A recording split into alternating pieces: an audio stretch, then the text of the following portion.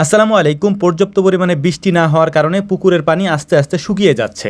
এজন্যই ভাবলাম যে আজকে পুকুরের মাছগুলিকে একটু দেখা দরকার, এর পাশাপাশি পুকুরে নেমে পুকুরের থেকে গ্যাসগুলিকে উঠিয়ে দেওয়া দরকার। এজন্যই আমরা সকাল সকাল বড় একটা জাল নিয়ে এসেছি পুকুরে মাছ ধরার জন্য। আর এই বড় জাল দিয়ে মাছ ধরার একটা সুবিধা হচ্ছে, এটা দিয়ে মাছ ধরলে পুকুরের নিচে যে গ্যাস জমা থাকে সেটা পানির নিচ থেকে উঠে যায়। তো জাল নিয়ে আসার পর আমরা ভাবলাম পুকুরে নামার আগে আমরা মূলত আগেই পানির ব্যবস্থাটা করে রাখি, অর্থাৎ আমাদের যে স্যালো মেশিনটা আছে এটাকে আমরা চালিয়ে দিই, এর পাশাপাশি আমরা মাছ ধরতে থাকি, পানিও হয়ে যাবে এর মধ্যেই। মেশিনটা যেহেতু অনেকদিন ধরে চালানো হয় না, তাই এই মেশিনটাতে বেশ কিছু সমস্যা দেখা দিল। এই সমস্যাগুলি সমাধান করে পরিপূর্ণভাবে মেশিনটাকে চালিয়ে দিয়ে তারপর আমরা পানির দিকে যাচ্ছিলাম পানিতে নামার জন্য, মাছ ধরার জন্য।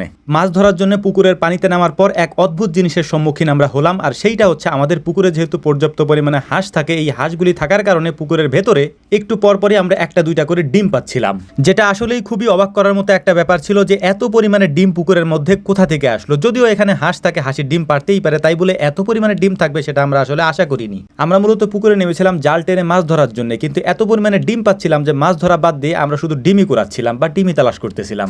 যাই হোক, আমরা এখানে এসেছি মাছ ধরার জন্য, তাই মাছ ধরার কাজটাকে আমরা প্রাধান্য দেওয়ার জন্য সবাইকে বললাম যে এগুলা বাদ দাও, মূলত আমরা যে কাজে এসেছি অর্থাৎ মাছ ধরার জন্য, সেই মাছ ধরার কাজটাই আমরা মূলত করি এখন। হাঁসে পুকুরের পানিতে ডিম পাড়ার একটা কারণ হচ্ছে আমরা হাঁসগুলিকে খুব সকাল সকাল ছেড়ে দিই, এইটা একটা কারণ যেটা আমরা আগে থেকেই জানি, তবে আমরা এরপর থেকে এই কাজটা আর করবো না ইনশাআল্লাহ। এর পাশাপাশি পুকুরের পানিতে এই হাঁসগুলি যেখানে দাঁড়ায় বা যেখানে বসে ওই জায়গাটাতে ওদের ডিম পাড়ার একটা ব্যবস্থা আমরা করে দিব। ওখানে একটা ক্যারেট দিয়ে দিব অথবা ওখানে আমরা কিছু খড় দিয়ে দিব যাতে ওরা ওটার উপরে ডিম পাড়তে পারে, এবং পরবর্তীতে ওই ডিমগুলি যাতে আমরা এখান থেকে সংগ্রহ করে নিয়ে যেতে পারি, এটার একটা ব্যবস্থা আমরা করে দেবো ইনশাআল্লাহ। জাল টানার জন্য আমাদের এখানে অভিজ্ঞ কোনো লোক নেই, অর্থাৎ এই জালগুলি টানার জন্য মূলত অভিজ্ঞ লোকের প্রয়োজন হয়, তবে আমরা নিজেরাই জালগুলি টানার চেষ্টা করতেছিলাম এবং খুব সুন্দরভাবে আমরা টেনে এনেছিও। এবং মাছগুলি দেখলাম, মাছগুলি দেখে আমাদের আসলে মন জুড়িয়ে গেছে। মাছগুলি দেখতেছিলাম আর আল্লাহ শুকরিয়া আদায় করতেছিলাম, আল্লাহ তাআলা কত নিয়ামত আমাদের জন্য রেখেছেন। আসলে আমি মাঝে মাঝে এটা ভেবে অবাক হই। যাই হোক, আলহামদুলিল্লাহ, মাছগুলি আমাদের ধরার কোনো উদ্দেশ্য নেই, এই মাছগুলিকে আমরা ছেড়ে দিব, কারণ আমরা পুকুরে জাল টান দিয়ে এর নিচ থেকে যে গ্যাস রয়েছে পুকুরের মাঝখানে, কারণ পানি যেহেতু অল্প,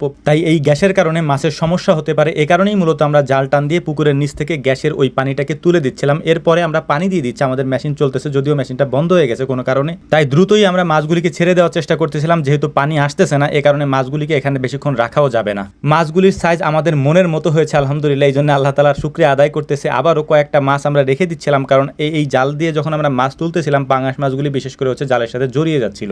এই কারণেই যে মাছগুলি আমরা রাখছি, এই মাছগুলো হচ্ছে যে জালের সাথে আটকে গিয়ে যে অসুস্থ হয়ে গিয়েছে এবং পরবর্তীতে এগুলো মারা যাওয়ার সম্ভাবনা থাকতে পারে, এই কারণে মাছগুলিকে আমরা রেখে দিয়েছি আলহামদুলিল্লাহ। মাছ ধরা মোটামুটি আমাদের শেষ। আমরা যেহেতু 4-5 জন মিলে তারপর পুকুরের মধ্যে নেমেছিলাম, তো মূলত আমাদের যে কাজটা বা যে উদ্দেশ্যটা ছিল যে পুকুরের মাঝখান থেকে কাদার মধ্যে থেকে যে গ্যাসটা আছে সেটাকে উঠিয়ে দেওয়া, সেই কাজটা আমরা করতে পেরেছি। এটা করার পর মাছগুলিকে নিয়ে আমরা চলে যাচ্ছি। এর পাশাপাশি আমরা আবারও মেশিনটাকে চালিয়ে দিচ্ছিলাম, কারণ মেশিনটা হচ্ছে